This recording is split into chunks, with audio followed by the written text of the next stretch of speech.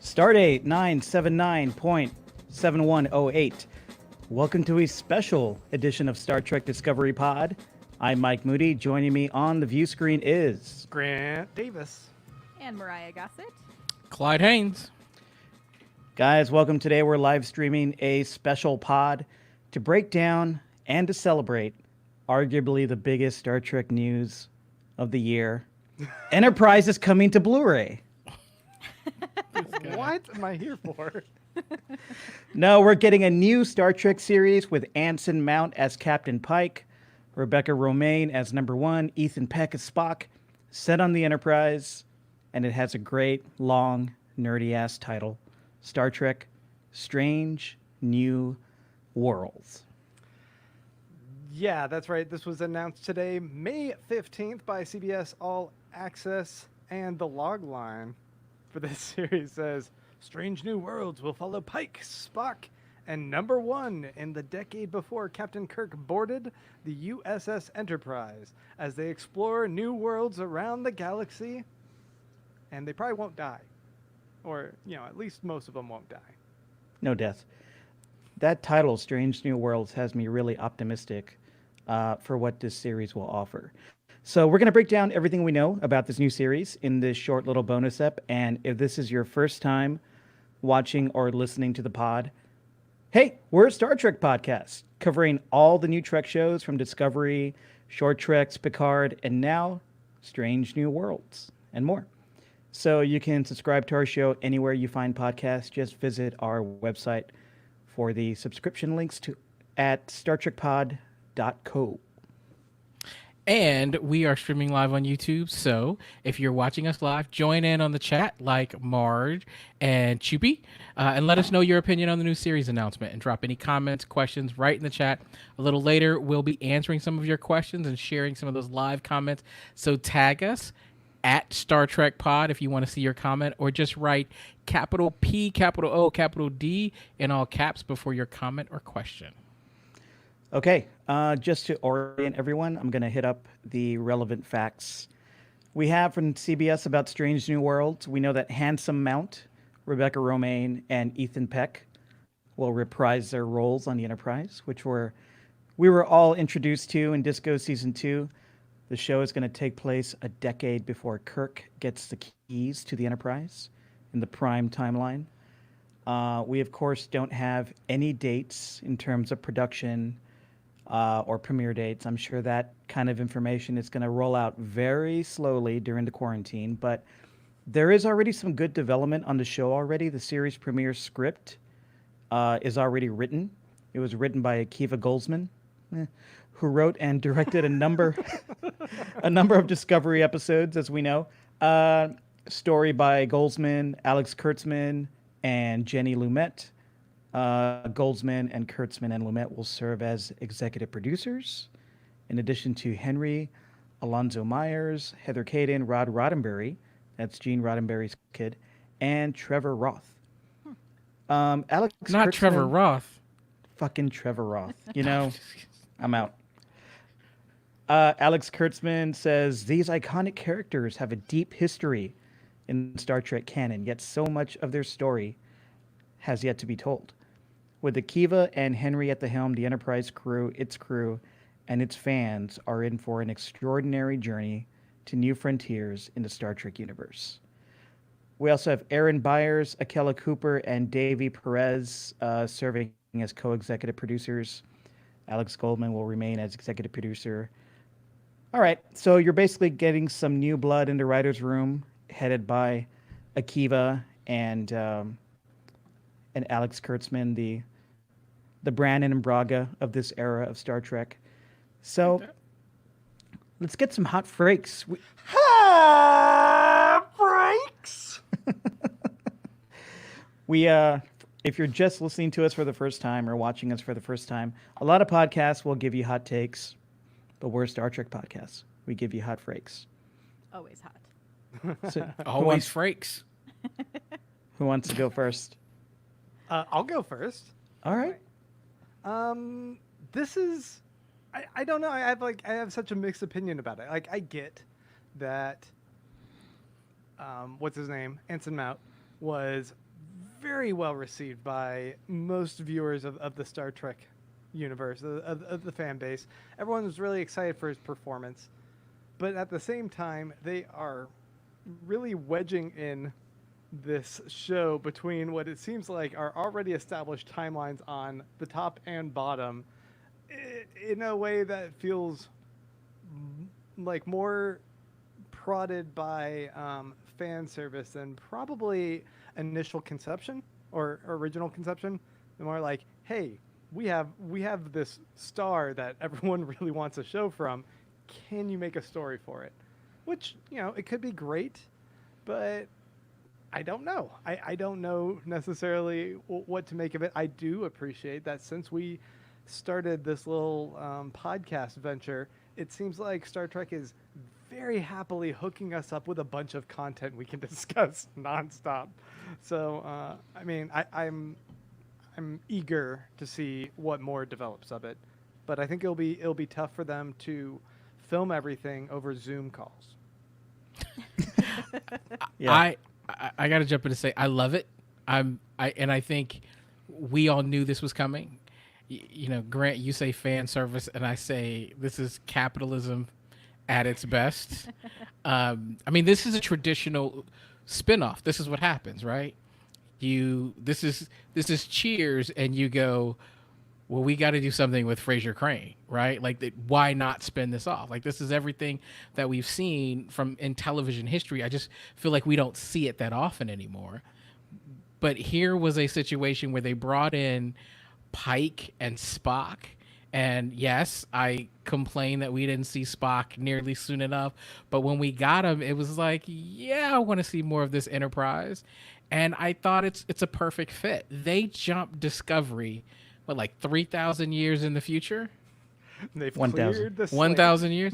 and we still were, the whole point when we first started watching Discovery was we wanted to see this prequel to the original series. And, they teased us with this whole idea of 10 years and the idea of at some point we were going to run right up against this Kirk series. And then they jump us into the future and it's like, oh, just kidding. Well, now they go, hey, guess what? We're still going to give you that original promise. And you've got the characters that they have are amazing. So I'm excited. Yeah, Mariah? I'm on the same team as Clyde. I'm really excited. I think that the original series has so many fun plot points and characters and worlds and aliens that we can now explore with way more technology and special effects to make sure it actually looks really good. So I'm really excited to explore all these alien planets. I hope we get a little bit more of a traditional adventure of the day type of style instead of it being so serialized. I think it would be kind of fun to see what we can do within that context as as they can do that within TV writers, within the writer's room. How can they make this fun and creative now and a little bit different from the rest of the new Trek that we're getting? Because I do think we still enjoy that type of television. A lot of adult animated series still rely on that, where there are building jokes and elements so you get to learn more about the characters, but the plot is sort of wrapped up in a nice little bow at the end of each episode. So I'm excited to see what they're going to do with it. I think all of these actors bring really unique things to their characters, and I'm stoked to watch number one chow down on more burgers with habanero sauce. So, Well, Mariah, I think we may have gotten your computer mic, so you might want to check that out. oh no, I'll double check it. I've got to say quickly, Mariah, I was thinking about this earlier. Sonequa Martin Green aside, so Burnham aside, I feel like we're finally going to get the female number one, character that I thought we were all going to get originally with Discovery. So I'm excited. I was looking back and thinking okay, this is going to be something we haven't seen in a while, right? Really since about Janeway. So I'm excited that Rebecca Romijn is entering this universe where she's got these great chops, and yet we're gonna get to see her work. So this is gonna be. I'm really excited about this. I'm sorry, guys. I'm just really excited about this show. This is not the place for you to show excitement for for a continuing Star Trek franchise. I mean, I think that it. Yeah, I Get didn't mean to excited come with off me, as, Grant. Come on. I didn't mean to come across as so negative. I am still excited. I'm glad we're going to see more Anson Mount. Did did Rebecca Romijn's #1 talk much in the episode and a half that she was in? I think She was in about 3 episodes, and then she had a good deal of interaction with Spock during one of the short treks, which is really good and promising. And what is funny is that we've seen more of the Rebecca Romijn version of #1 than we did of the original #1 from the original series. Well, before I go into my thing, Mike, what's your hot freak? Oh, well, first off, I want to share my favorite fan tweet about this news from nerfherding_SM. This was replying to us at Star Trek Pod. She says, "Can't wait for this show to be shot with proper health and safety protocols in place to keep the writers, cast, crew, and post-production crew safe, well, so we can all enjoy the further adventures of Pike #1, the Pike #1 era of the Enterprise." Yeah. Agreed. Yeah. Yep. I think Yeah, and I think with it, I think we're gonna see during this quarantine time a lot of people like, when is this show coming out? We got to be patient. I think that was a really solid tweet. But other than that, I am super psyched. I heard about this announcement today from the short video that Handsom Mount, Rebecca Romijn, and Ethan Peck posted on Twitter. And after I got over being struck by the excellent quarantine beard Handsom Mount has, beard? that puts mine to shame, I absorbed the news and I just couldn't stop smiling. I didn't know that this is what I needed to lift me up during this time, but I'm super grateful that this, you know what I'm grateful for, guys? That this giant corporation has just decided to take more of my money by giving me more of what I want. Thank you, CBS overlords. But I'm really excited about the prospect for this new series. Like the tone of the announcement plus the show's name, they both point to this, to like presenting this uplifting, aspirational, exploring the galaxy vibe of Trek that we don't get a ton of from Discovery or Picard. And I love Discovery and I enjoy Picard. Those two shows are very different from each other, and I expect this new one, it's going to be way different. It's going to like do its own thing. So I'm glad we're getting different iterations of Star Trek in this new era. I'm optimistic it'll be a fun, zippy adventure show probably, but with some depth.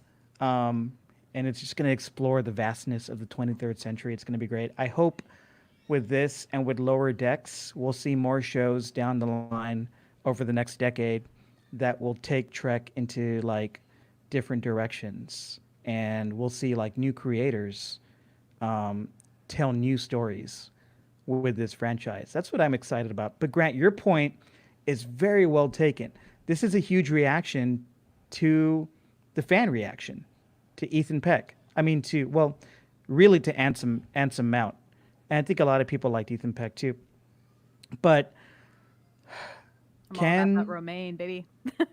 yeah, I know Mariah's excited about Rebecca Romijn. I'm pretty excited about her too. I thought she was great in this role.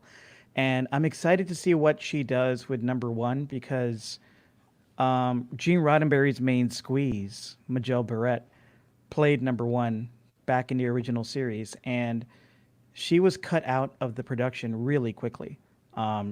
Some politics behind the scenes. She just didn't stay on the show very long. But the introduction of that character was great. Mariah, I know you've seen a few episodes with that character. Can you like tell us what you thought of her in the original series and what you think we'll get in this series? I mean, it's so hard because it was so short-lived, but I think Rebecca Romijn does a good job of being very professional and direct and being, a character who really knows her stuff. And I think that's going to carry over. I think we should definitely revisit this on the Patreon on our Badass Ladies series, and we can maybe see what we gather from that character and how it's going to carry over into Rebecca Romijn's performance. But I always enjoy when a character is so confident in their knowledge of what they're in charge of, and the actor can really portray that and bring it to the forefront, because I think it can be really intimidating coming into such a huge you know, enterprise, not to have that fun joke. I had to do Get it. outta I'm here. sorry. I tried to find something else to say. There's But no to place come for into that such kind a of humor. huge enterprise, a huge brand, can be very intimidating. And so I thought Rebecca Romijn did a great job of just being like, I'm going to own this character. I'm going to give it a little bit of my own spin, but I'm going to carry the confidence all the way through. It's interesting to. Oh, you're gonna say some Grant? Jump in there. I was going to talk something crazy, though, so I don't know if this is the slot for it. My recollection of number one, I don't know why, I thought she was an android. Am I wrong thinking this? Was she kind of robotic, or She's very cold and robotic. I think they even make a joke about that in the original series. were we discussing the idea that she might be a robot, though? I do not believe she is a robot. No, Okay. Yeah. that seemed early for that. Like tech wise, that seemed Yeah. early. Also, did you watch the short trek with her and Ethan Peck, Grant? No. You should when they're definitely stuck in the Yeah. turbo lift. Yeah. Yeah, I think it gives a really good glimpse into the inner workings of that character. So I would recommend it if you want to dig deeper. Okay. So if we're left with this this time span, it's funny that we had discussed this previously about like, I mean, Discovery is going to have to work as a show to kind of to thread that gap between what we already know has been the sequence of events. And then I felt like, in a way, there was like this little bit of relief of like, they blasted way up into the future. They don't even have that concern anymore. We get to see new things. And then for them to kind of just like swoop back in with this show and go, nah, we're still going to explore the stories there. It's interesting, I guess, because we do have some other characters that have been established in that world, like the Section 31 and more Ash Tyler. I don't know. I think, I think this does put them in a tricky place in terms of playing with canon. But the cool thing is that Pike had the Enterprise for You're 15. doing it again. I'm doing it again. Pike had the Enterprise for 15 years before Kirk did, and we never really covered any of that ground with the character. And to some extent, depending on who you talk to, the one episode of Star Trek in which Pike, well, actually he's in 2 episodes, but the original pilot with Pike, depending on who you talk to, may or may not be canon. So a lot of what was established with Pike can really be played with. I think they're safer here because this version of the Enterprise has never really, doesn't have as much screen time as, the Kirk Enterprise. And it doesn't seem like the show is going to be doing anything so radical like Discovery did in terms of having this mycelial network, spore ship. It's just the Enterprise, and they're just like flying around. But I think that's really what I'm excited about, Mike. Like, there's so much that's so different and so pushing the barriers that I'm hoping that this gives us a show that is just fun, right? It's fun. Maybe it is a little bit of fan service, but I think what we've seen, and I can't believe it took them this long to figure out, is the market for Trek is there. Right? Like I'm looking at this and going, they're figuring out that no nerd culture is uber profitable. Just like you do one Spider-Man movie and you realize, oh my good, I can run these movies for 2 decades and every time I'll break box office records. No matter how much Trek you give us, you can give us different pieces of Trek. We're gonna consume it all. Right? So this Pike era Enterprise, I mean, I'm in. I'm all the way in. And I think, I don't need a discovery that challenges everything.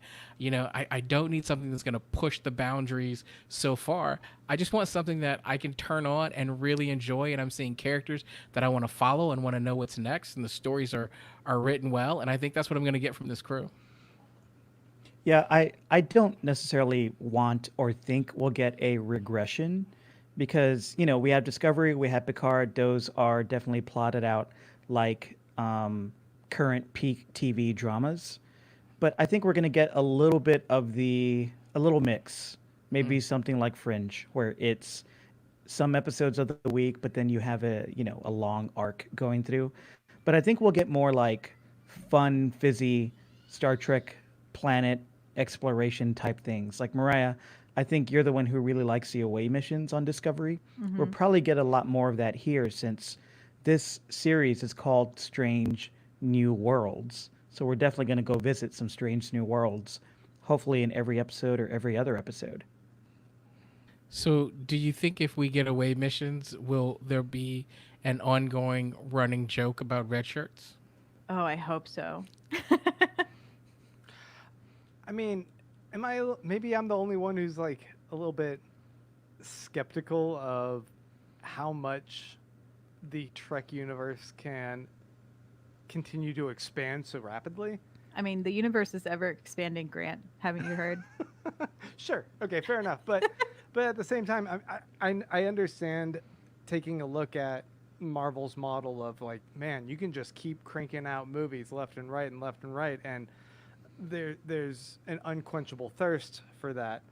But at the same time, I think that there was years and consideration between the rollouts of that before it became kind of this big machine, and there was a lot of back material to kind of build off of in the Marvel universe. And maybe that's the same with Trek. I'm not as familiar with. I know there's some books, maybe there's like a few comics, but is it as fleshed out in the background mythology as like, decades and decades and decades of comic books that Marvel was able to draw on?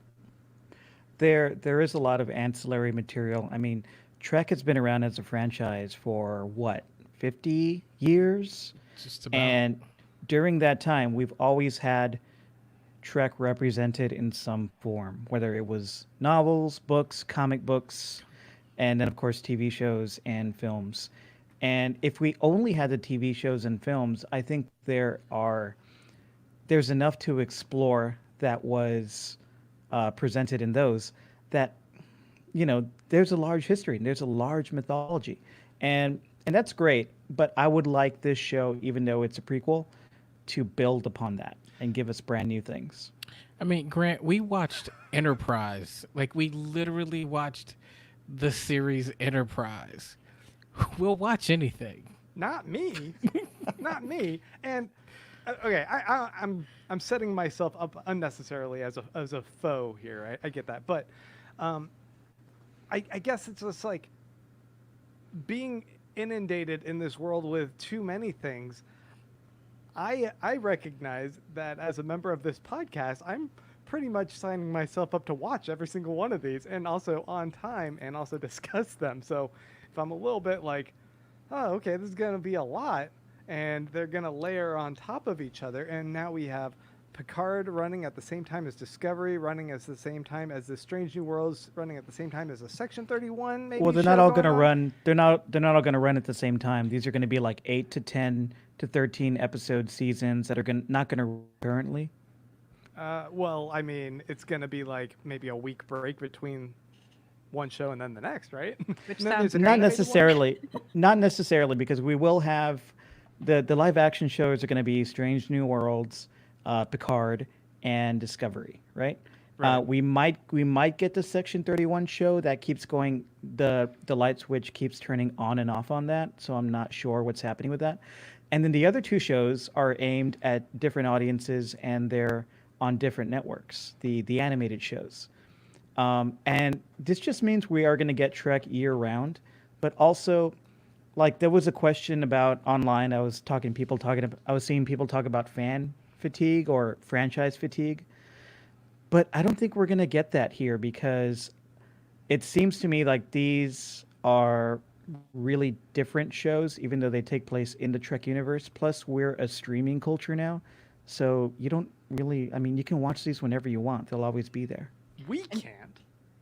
Well, here's the other thing though. It's because of the quarantine, we're going to see some pretty large gaps in general in entertainment.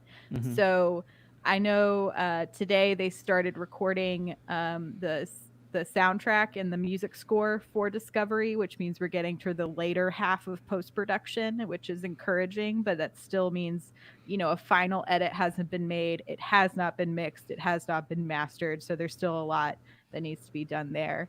And none of these other shows have started, like they're in like pre-production. So we probably have 2 years minimum before we see this Pike show, I would say. I have heard from some folks working in entertainment, some shoots are scheduled for July to start for some things happening in Los Angeles. But again, that's in Los Angeles and they're trying to come up with how that's even going to look. There's talks of like whole cast and crews having to quarantine together for 2 weeks with temperature checks in order to go on set. And so I think we're going to have a significant delay in what we're going to see coming out. However, I do think we're going to see the animated series perhaps sooner than we thought, because animation can still happen in this sort of world. Actors can still do their work from home that way. Yeah, so I think it's going to be a while. I will also say, as someone who is a fan of RuPaul's Drag Race, who's often thought I'm going to get fatigue from this show, it never happens. Right now, on Friday nights, I normally watch a 3-hour block of RuPaul's Drag Race. There is Drag Race, Celebrity Drag Race, and the Untucked, like, behind-the-scenes Drag Race show. I've never heard you mention this show before. Wow. What are you Yeah. talking about? This Every is time. We didn't know you were a fan. Yeah. You have no idea? shocked. What is it about this show that appeals to you? I mean, But yeah, and they've already announced like an All Stars and Drag Race Canada, which are going to start in June. And I'm already like, bring it on. I'm ready to watch all of it. I will say, to Grant's point though,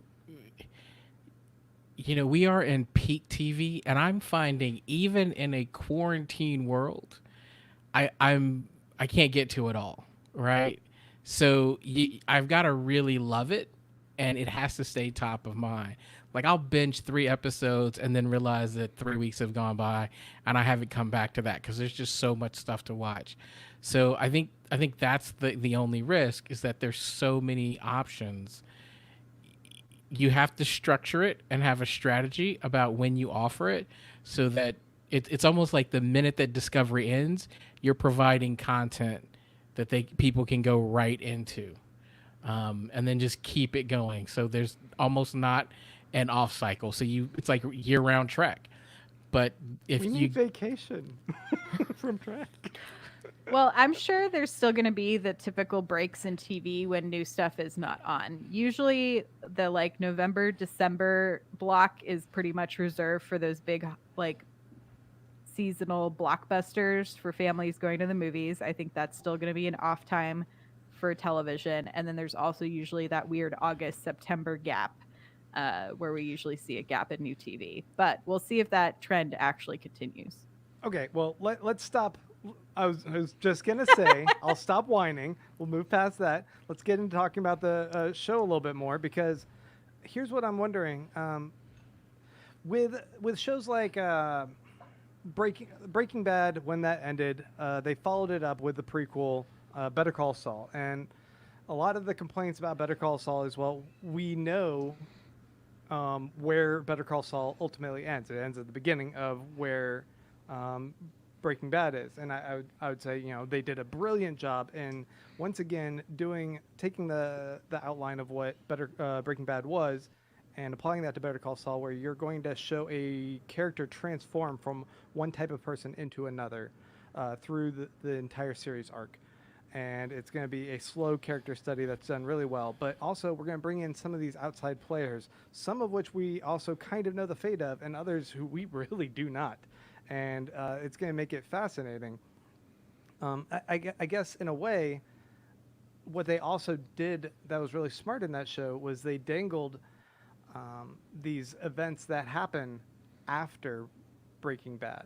And so you're constantly kind of wondering, well, what happens after that? That's the other little hook that keeps me kind of engaged with that other mystery. So do you guys think that we will see elements of this show that will be constrained just to this time period, or maybe something that kind of hits into areas of the other shows? The playbook is unwritten, really. They can do anything with this show. Star Trek can time travel, just as we've seen with Discovery. They're going into 1,000 years in the future. We think we know the ending of Pike's story, but maybe we don't. We know that he had a second life after his life was severely compromised in the series. So maybe we can explore that as well. But there are a lot of good comments here in the chat. A lot of people are saying, like Paul Gregory is like, sometimes it isn't about knowing what will happen, but how it happens. And that really resonates with me because, it's just all about the execution. I don't really need, I love that aspect of Better Call Saul. Like, we might one day get to see what happens after the events of Breaking Bad with Saul Goodman. And Right. yeah, but that show is, even if the entire show was about what Saul Goodman did during the time of Breaking Bad that we've already seen, I would still be watching it because those creators can tell a story. Like, just the way those stories are executed is extremely compelling. And that's what I'm looking for here. I'm hoping we're going to get, because we do have some new blood in the executive producers and the writers' room for this show.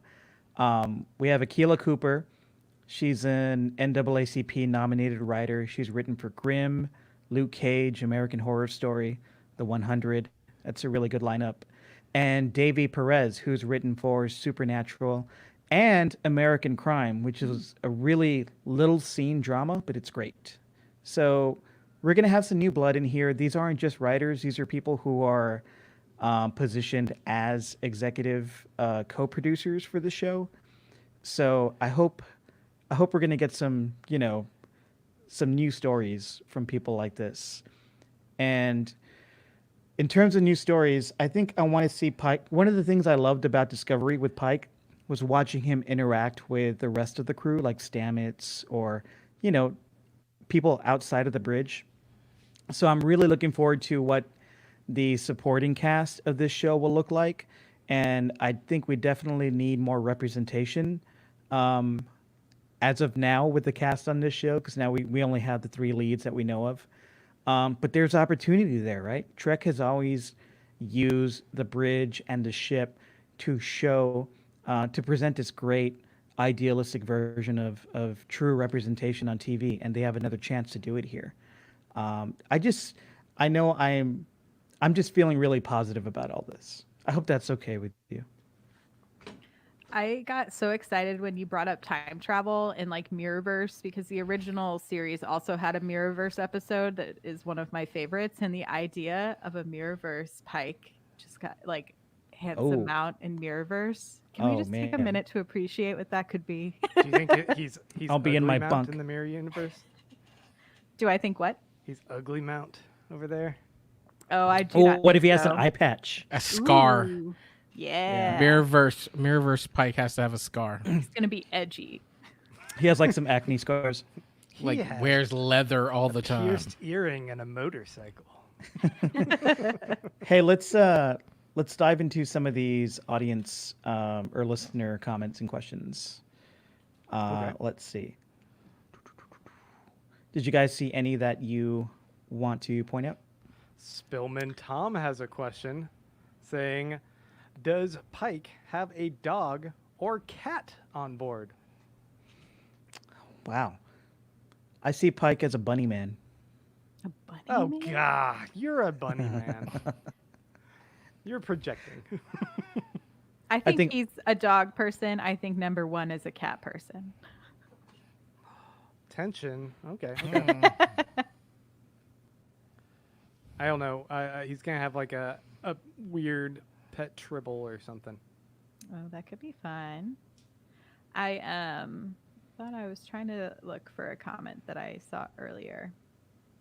Anyway, Can- I agree with you, Mike. The writers' room has me very excited about the talent they're bringing in, and I'll be stoked to see how they kind of flesh out the rest of the writers' room as well. So Marge has a comment here. She said, Handsom Anson emphasized that the new show would be optimistic. But I think that they always kind of emphasize that with Star Trek. Maybe not with Discovery season 1, but with season 2, they definitely did. Bill Blakefield says, "Do you guys ever regret having Discovery in your podcast name, since you're now like a regular straight up Star Trek podcasting?" That's a good question. Who cares about SEO? I always thought that I thought it was, it was kind of cheeky to name it Star Trek Discovery Pod for sure, but it works both ways, right? We're discovering. We're discovering new Trek. That's what I tell myself at night. I mean, the truth of the matter is, when we signed up, we were signing up to do Discovery, and we had no idea that we would end up talking about everything related to Trek. I mean, it's not a big stretch for me because I talk about anything that's related to Trek anyway. But, I'm okay with it. I think also Discovery is the flagship show, right, of all new Trek. So I think it works okay. Agreed. And listeners, while you're watching, you're welcome to ask questions. But there is something I wanted to bring up about the announcement video before we end this. I was whole going to thing. ask you that because you were giggling like way too hard before we got on this. Oh, the Okay. video with Pike and Ethan Peck and Rebecca Romijn, Yeah, there's this, which this made really my short- heart grow 10 sizes. Okay. Right? Okay, I'm very immature. But I feel like someone could have taken a look at the phrasing of what Rebecca Romijn says, because she goes, "I can't wait to put on that gold Starfleet uniform and deliver number one." And no one else? No? You're laughing at a possible pee joke, Grant? Possible P joke? No. Well. Copywriters, get in there. Let's just do be another take. thankful she's not number 2. I just. Okay. Okay, fine. I'm out. Bye. Yeah. Well, what do you guys think about that announcement video, Mariah and Clyde? I think it was great just seeing them from their homes and seeing them genuinely excited. These 3 actors have really felt genuine to me in their love of the franchise and their appreciation for getting the chance to play these iconic characters, and in their appreciation of all the positive comments they've gotten from fans. So I think they're really in with their head in their hearts. And I think we're going to see that on screen come 2028 or whenever this show premieres. Yeah, I think I agree. I think that's the big piece and the takeaway for me, Mike, is that often you look and I mean, yes, we're fans, and for them, it's a job, right? Like, this is a career move for them. And so what we got to see was an opportunity for 3 people attached to a project who looked and conveyed the experience that this is not just an opportunity, but I'm excited because I'm a fan. And as a fan, that tells me that they're passionate about it. It means something to them. And I can connect to that. And it makes me root for them. It makes me root for the show. And so I think that was the excitement of seeing someone announce something that we care about is always going to connect. So that was my big takeaway. Yeah, I also really enjoyed that, like, Ethan and Rebecca were both wearing like Trek gear, but then Anson Mount was like, "This beard is going to give you all you need from me right now." And he was right. He was right. The It's a internet loved it. I loved it. And the Our fact that Slack it was channel went bananas for Yeah. that beard. and I love the fact that it was a white beard, right? Like, it was He was saying, "I'm not afraid to show my gray hair." I loved it. JC has a comment that I agree with. That's not it. Sorry, my internet's going slow for some reason. You can probably tell on my video. JC says, "Bring back Prime Lorca." Is JC really Mike with another name? I also thought I would not mind seeing Handsom Mount versus Jason Isaacs on this show. That'd be pretty nice. there's also talk about bringing back Admiral Cornwell, since she was killed off in Disco, and since we're going into the past, it's possible we could see that character again. They 100% intentionally did that little green dot floating around after Pike That's after Lorca. died, so that they could bring him back. Whatever that green dot was, that's him coming back. That is Lorca. That's Lorca. Okay, guys. Speaking of that, would you be open to seeing more characters we've seen in Trek before on this show, played Yeah, by give me new Kirk. actors? Yeah, maybe Kirk shows up. Maybe Scotty is being trained in the engine room. Do you want like Kirk at a bar and like Spock walks by the bar and you see Kirk in the background? Just a little unnecessary nod. I'm all for Uhura, Mm-hmm. young and old. So, yes, I'd love it. More characters, fan service. Woohoo! Yeah, I think it'd be fun every now and again, like maybe once or twice a season, we get like a little fan service nod that way, where they're, at the space dock and somebody is coming on board to do something that we recognize. Could be fun. Yeah, there's a lot of fertile ground for this series. It's an interesting, unexplored time frame in the Trek canon. We're gonna get some futuristic / retro vibes with the ship, with the costuming, with the aliens. I don't know. It's just hitting me in the solar plexus, man. This is gonna be good, and I can't wait to cover every episode. And Grant, no one can miss an episode when we cover this. So It's written into I understand my duties. our contracts. We have very hard clad contracts on this podcast. yeah, I get it. I'm good. Any- I got this, guys. we wanted to make this a short, just celebration kind of episode, just to celebrate the news and to kind of break down what we know, which isn't much, unfortunately. We don't have a date yet. But we do know that script is written, and we do know our 3 main stars are on board, and we're excited about that. And we do know there's some new blood in the writers' room, which has me very excited. Anything else you guys want to say about this announcement and where it's headed before we log off? I would just say, make it so safely. I would say to the writers, hit it. I would say some other cool catchphrase as well. Yeah, and before we go, hey Grant, can you let everybody know how to support us? Yeah, you guys should totally go to patreon.com/Star Trek Pod. Go there and make a per episode pledge. That means give us $1 or $2 an episode. We're in this for the long haul now, it seems, because they're never going to give me a break from the world of Star Trek. You know, you sign up for one show, and hey, anyways, patreon.com/Star Trek Pod. Go there because it's a lot of fun. We have an exclusive Slack channel for anyone who does the $2 an episode limit, and you get an exclusive invite over there. We're also doing a bunch of bonus pods just for the people that are supporting us. We really try to make it worth you guys your money, and we're doing like reviews of a lot of the back catalog of movies, making fun of Shatner and such, and it's a lot of fun. We'd love for you guys to join us. Once again, that's patreon.com/Star Trek Pod. All right, and please tell your friends so that more people can know about the work that we're doing and the fun that we're having and can join in. So please subscribe, rate, and review wherever you listen to podcasts. We'd appreciate it. Okay, and if you're watching the video, follow Grant at Baron Von Grant, at Mariah Gossett, at Clyde Haynes, at Mike Moody. It's all there in the video. And thank you so much for joining us live. Thank you so much for listening. Live long and prosper.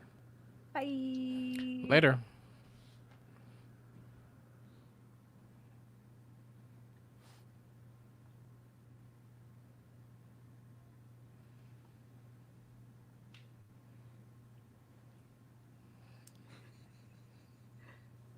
Someone taking us off the live? I am, but my internet's going really slow. Here Oh, we no. go.